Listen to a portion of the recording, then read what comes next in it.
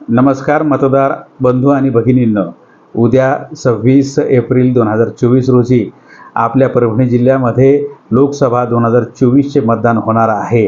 लोकशाहीच्या या सर्वात मोठ्या राष्ट्रीय उत्सवामध्ये मोठ्या उत्साहाने सहभागी व्हावे. स्वतः मतदान कराच, त्याबरोबर इतरांनाही मतदान करायला सांगा.